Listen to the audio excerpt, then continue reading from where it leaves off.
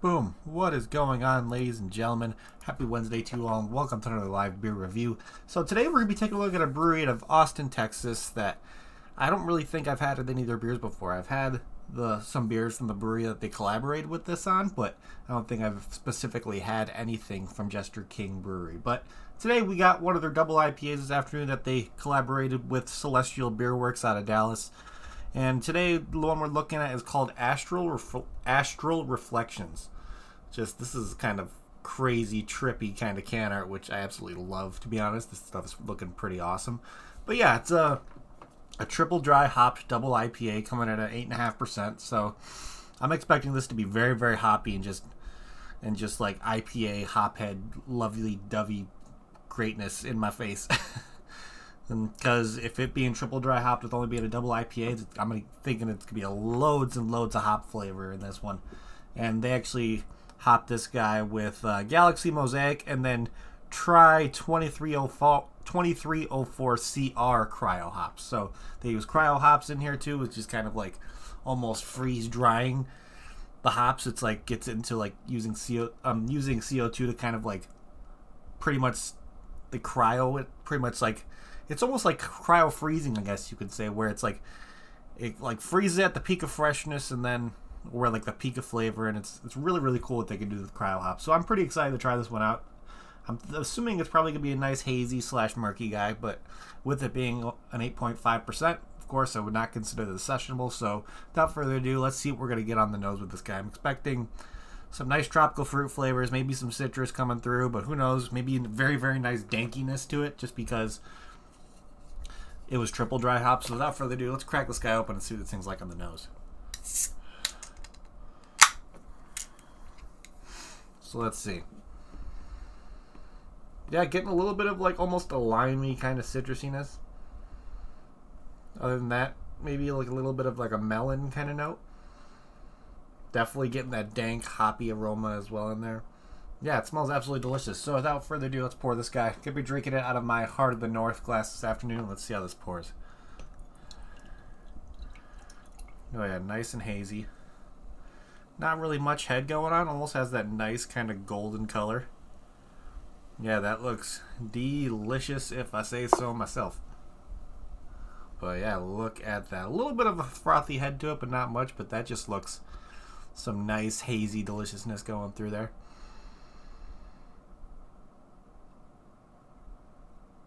Strong prolapsed anus vibes from that can art. Well, hold on a second here, face meat. What the hell? I mean, it's supposed to be like an eyeball getting sucked through. I don't know where you see prolapsed anus, but hey, whatever you do, you, man.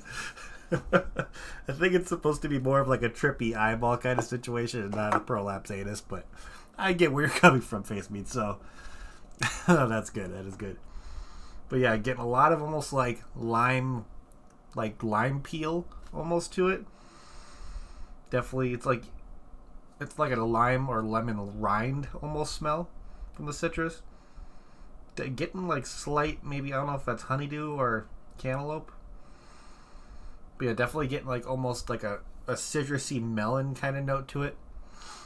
Yeah, it smells delicious, to be honest. So let's give this guy a try and see what this thing's all about. So cheers, everybody. Happy Wednesday.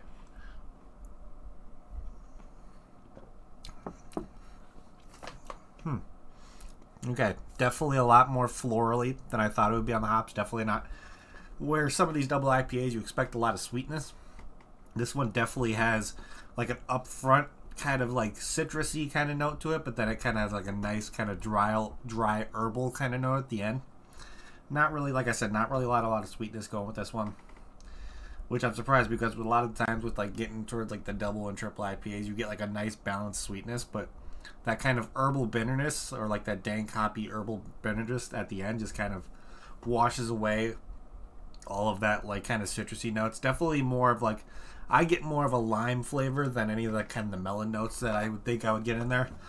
But overall, yeah, the citrus is nice. Definitely getting that in the middle of like a dank, resiny kind of hoppy flavor in there is really nice, and that almost herbal dryness at the end is kind of an interesting touch to put in there at the end. I was surprising that I didn't get as much sweetness as I thought it would, just because, what's like I said, with some of these more higher ABV IPAs, there's definitely a level of sweetness that comes through that is really, really nice. But overall, yeah, this is a solid double IPA, I think that this is a lot going on. If you're not a fan of hops, you're definitely not going to enjoy this one. That's for damn sure.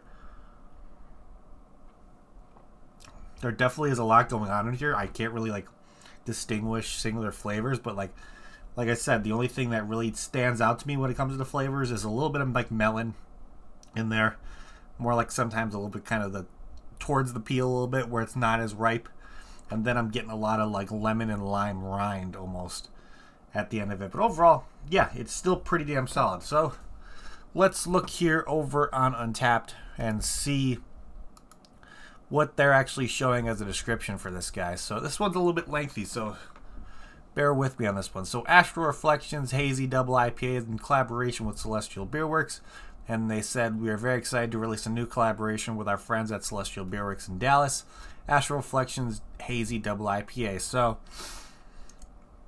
what they put here is we've been fans of Celestial's IPAs for some time now, and we were really grateful to make one of them. Brewed with, what is that? Llano Pilsner and Denton County wheat malt. From Tex Malt, let's see, Flaked Oats, Idaho 7, Laurel Cryo, and really, I want. Whoa, this is a different one. Hold on.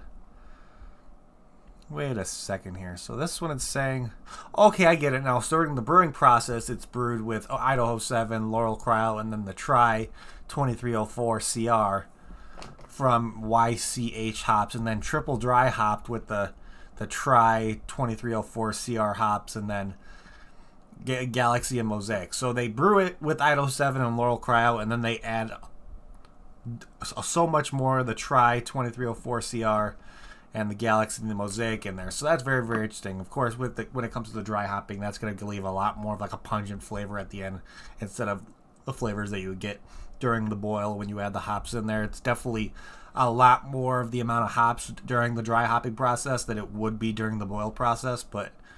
And what they describe the flavors of this guy, it says we get aromas / flavors of honeydew melon and coconut milk, watermelon cantaloupe sorbet, lime curd, and lemon jelly fruit slices. What? Okay, first off, let's kind of break down what... Okay, I'm definitely getting the melon kind of components, right? Like, towards the middle, right after I get the citrus, gets like I said, almost that kind of melon kind of rind. Like that, the part of the flesh that's almost getting to the point of the peel where it's not as sweet and all that kind of stuff. It almost tastes like a little bit just like that unripened melon flavor. Not really knowing what they get with the sorbet part of it. I'm getting the lime and the lemon part of it. I wouldn't say it's lime curd or jelly lemon fruit slices. I think they're kind of overcomplicating the flavors of this a little bit too much. But, I mean, how could you smell a lime curd that specifically smells like lime curd? Not really getting any coconut milk aspects to this whatsoever. Yeah, to me, the description of what the flavors and the aromas on that one are a little bit too complicated. I think they're trying to overcomplicate something that doesn't need to be overcomplicated, in my opinion. I don't know. I don't want to say I completely agree with that description just by going into that much detail. I mean, it's not going to taste like lime curd. It's not going to taste like lemon jelly fruit slices. I mean, I get no amounts of coconut milk in this whatsoever. So, it is what it is, but they're trying to give you a description that's going to kind of catch your attention, and that definitely is a way to do it. But I wouldn't say that this is kind of the flavors that I am getting at all, really, when it comes to this guy. But let's look back here, and of course, if you can't get your hands on this one from Jester King and Celestial Beerworks, Untapped does a really cool thing to where they show similar beers to this kind of style, or it's kind of what Untapped would consider similar beers to this one. So let's take a look and see what they have to offer for similar beers. Let's see. We got one here from Weldworks Brewing Co. called the Robo Boogie, which is a New Zealand IPA. Okay. IPA New Zealand. That's interesting. So that's just... Okay, so it's pretty much just a strictly New Zealand grown hop IPA. That sounds pretty delicious. Coming at 8%. Then we got one here from Elder Pine Brewing and Blending called Stones to Pave the Way, which is like an American IPA. Looks like a little bit crisper. Definitely going to have more of like a pine kind of flavor to it. Definitely not going to have more of any of those citrus flavors. That's going to be more of a drier kind of American IPA. And then we got one here from Dank House Brewing Company called Dank Skywalker. Really love the name of that one. It's a 7%. Let's see, using a lot of Galaxy hops. I guess you might get similar notes from the Galaxy in there due to them triple dry hopping it with Galaxy a little bit, and then the Citra and the Motica might bring a little bit of citrusy notes. So that might be a close second. It's not going to have a lot of those like more rind citrus flavors or kind of that bitter melon kind of note in my opinion, but get some of the similar citrus notes coming through. And let's see what else. We got one here from Tripping Animals called Hundreds of Babies. That's just one with a seahorse on there because, of course, seahorses make a lot of babies and all that kind of stuff when they're giving birth. And let's see, 8.5, and this is okay. So this one's using Citra Cryo and another experimental hops. So this one might be pretty close to as well because they're playing around with experimental hops and all that kind of can be manufactured to have specific flavors. And then the last one we're going to look here is one from Big Grove Brewery called the Yippee-Ki-Yay Mosaic Farmer. I see what they did there. Instead of saying motherfucker, it's Mosaic Farmer. That's really cool. I like that play on words right there. But that's an 8.03%. Let's see. They're using Comet hops on that. I don't know if I would really consider that one similar. So the ones I'm probably going to choose that are the most similar when it comes to this guy, he's either going to be between the Dank Skywalker or the Hundreds of Babies. I think you could probably get both of those and have similar drinking experiences, to be honest. Because the Dank Skywalker is going to have a load of that, just the nice danky hoppiness. Of course, you're going to get citrus notes from the Citra Cryo they used. And then the Hundreds of Babies is also... Actually, I don't remember if Dank Skywalker did it use Cryo. I thought it did.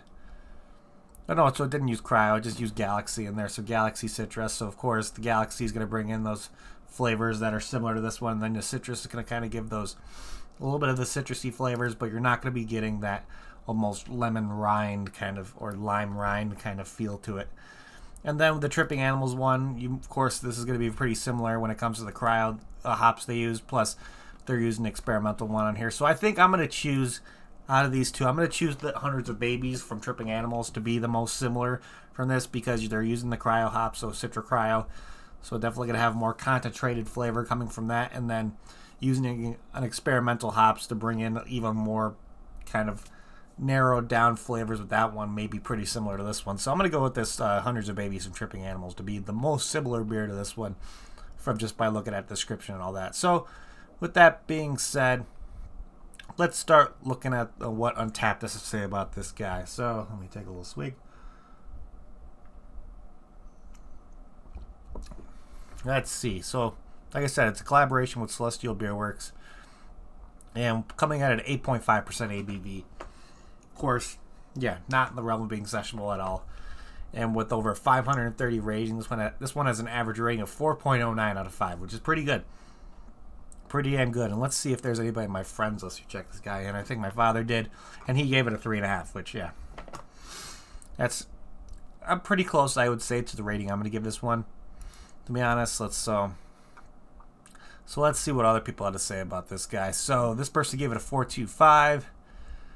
Let's see, this guy gave it a 3.75, purchased at the Garden Path Fermentation, which is, looks like a brewery in Burlington, Washington, it looks like. So it may have some to-go stuff there. And it says, beautiful can art on a boozy concoction. Okay, so let's see what else we got. Another 3.5. We got a 3.75 here. We got a 4. We got a 4.5 purchased at the... another Garden Path Fermentation, saying very cool, trying a Jester King that isn't a sour. So apparently Jester King plays around with sours a lot. And then we got a 4.5 out of 5 here, purchased from Tavour, which is how I got mine. This guy gave it a 4.75, purchased off Tavour. Let's see, we got almost a 4.25, purchased at Al's, A-L apostrophe E-S, so that's just where he drank it most likely. Let's see, let's do 2 more. Then we got another 4.25 here. Looks like this was more of like a celebratory kind of beer for this occasion. That's pretty cool, saying Alan Ben visited, so blessed. Really, really nice. Let's look at one more. And then this, okay, finally this guy gave it a 4 out of 5, purchase off Tavour. So yeah, a lot of purchase off Tavour, which is really cool. And of course, actually I saw this one down here. He checked it in and gave it a 4.25, saying apparently he's going over to Jester King in December, which I think would be really cool because looking on Jester King's website, There's a big wide open space over there where their brewery is actually located, kind of in the wilderness a little bit. Has a really kind of cool feel to it. Plus they have a kitchen. They do looks like they make some food over there, so it looks like an overall really, really fun time. They have goats there apparently, or they, oh, that's probably an event they have on April 6th called the Goat Experience. So apparently you can go and see some goats at the brewery, which is really, really cool. But yeah, brewery looks really nice. The kind of beer they have options of right now, it looks really, really interesting between stouts, some of their sours. It looks like they play around with different fermentation methods when it comes to sours and all that kind of stuff. But overall, yeah, this beer's not bad. I don't know if this is what a go-to IPA for me, to be honest, just because I like that a little bit more of a sweetness in it. I like that a little bit more of a fresh citrus flavor instead of like the rind kind of dryness to this. But the one thing that's the biggest down note on this one for me is that kind of dry note or herbal dryness at the end. It's just, I wouldn't say I don't like it. It's not my favorite. I'm going to be completely honest here. So with that being said, let's start trying to figure out what we're going to be doing for ratings on this guy on our end over here. So let's see. Can art.